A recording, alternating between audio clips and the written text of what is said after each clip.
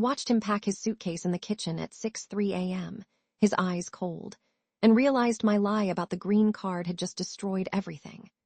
I had no idea that confessing the truth would lead to him filing for divorce before breakfast. What I'm about to tell you will expose the fragile scaffolding of a marriage built on paperwork and reveal how a single, devastating confession can shatter a life in seconds. I'm Maya, a 28-year-old graphic designer from Queens who, like many of us, chased the American dream while scrolling through Instagram feeds that glittered with flawless couples and exotic vacations. My boyfriend, my husband Jard was a 32-year-old software engineer from Manila, whose smile could light up a room and whose Instagram stories always featured him living the good life with me. When we met at a mutual friend's rooftop party, I was instantly drawn to his quiet confidence. He seemed like the perfect anchor for my chaotic career, and I was certain I could help him navigate the labyrinth of U.S. immigration. Our first months together were a blur of late-night coding sessions, take-out sushi, and endless selfies that flooded our feeds with hashtags like couple goals and love in the city. I posted a picture of us holding hands in front of the Brooklyn Bridge, captioned, "Building our future, one step at a time." Friends liked, loved, and commented, "So cute. When's the wedding?" The question lingered like a low hum in my head. I wasn't ready to commit, but I was also terrified of losing the stability that his steady paycheck offered.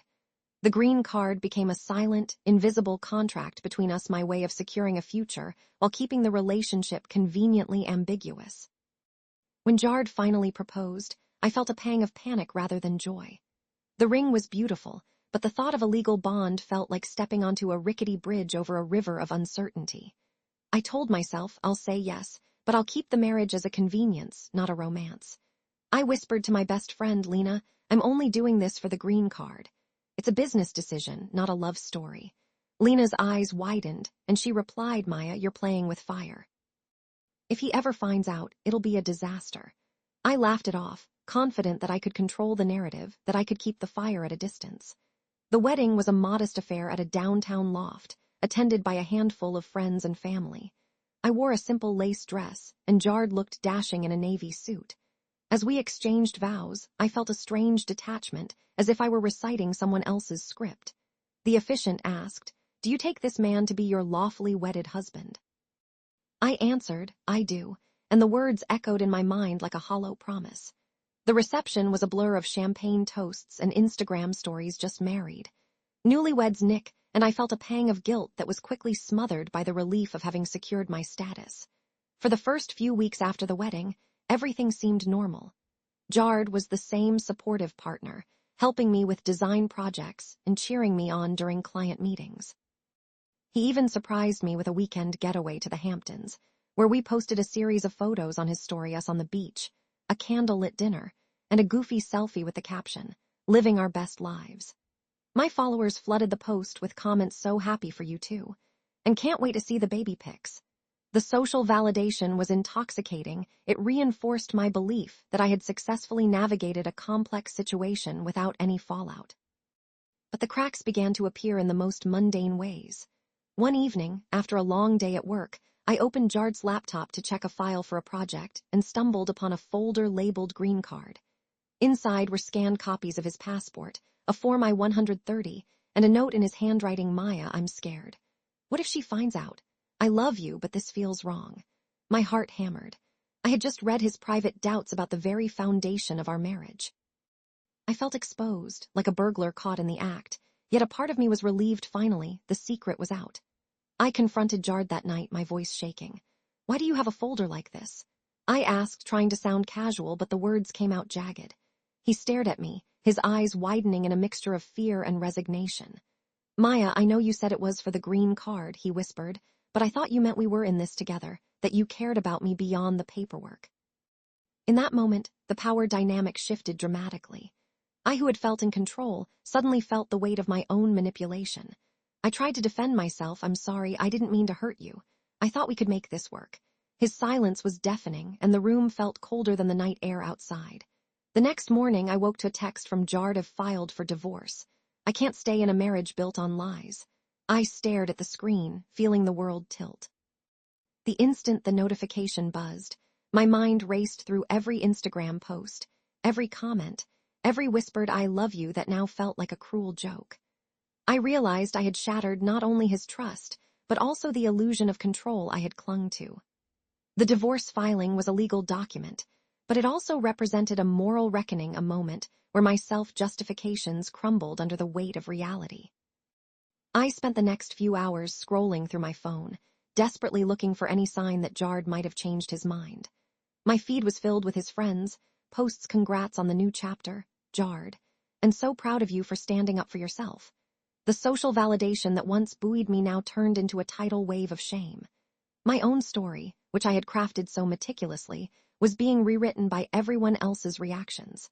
In the days that followed, I tried to salvage what I could. I called Lena, my confidant, who answered on the third ring, her voice weary. "Maya, you need to own this," she said. "You can't keep blaming the green card. You chose this path, and now you're facing the consequences." I wanted to argue, to claim that I was a victim of circumstance, but the truth was undeniable. My selfish reasoning had led to a devastating fallout. I felt a surge of self-awareness, a flicker of the empathy I had suppressed. "I know I messed up," I admitted, my voice barely a whisper. I thought I could keep us both happy, but I was only thinking about myself. Jared's filing was swift. He had already consulted an immigration attorney, who advised him that a marriage entered into for the sole purpose of obtaining a green card could be deemed fraudulent, jeopardizing his ability to stay in the country. The attorney's email, which landed in my inbox with the subject line "Urgent Action Required," was a stark reminder that the legal system would not be kind to either of us. I read the words, "We recommend filing for a dissolution of marriage and a request for a waiver of removal," and felt my stomach drop. The situation had escalated from a personal betrayal to a potential immigration crisis, a consequence far larger than I had ever imagined. The irony was palpable. While I was busy crafting a narrative of control, the audience, my friends, family, and even strangers online, were already forming judgments. My mother called, her voice trembling. "Maya, why would you do this? He's a good man. What will people think?" My father, ever the pragmatist, asked, "Did you at least get the green card?" Their questions cut deep, exposing the social pressure that had driven me to this point. I felt trapped between my own shame and the expectations of those around me, each voice adding another layer of guilt. I tried to explain myself on a private Instagram story, a platform I had once used to showcase our love. I posted a single black screen with the caption, "Sometimes the truth hurts more than the lie. I'm sorry." The comment section exploded. What happened? Did he cheat? Is she okay? The flood of speculation forced me to confront the reality that my story was no longer mine alone. It belonged to the collective narrative of everyone who had followed our journey. I realized that my attempt to control the outcome had backfired spectacularly. I had handed the power to the audience, and they were now the judges. As the weeks turned into months, the legal process unfolded with a relentless pace. Jard's attorney sent me a copy of the divorce petition, which listed irreconcilable differences as the cause, an understatement, given the depth of deception involved. I was required to attend a mediation session, where a neutral third party would try to negotiate terms. Sitting across the table from Jard, I felt a strange mixture of dread and relief.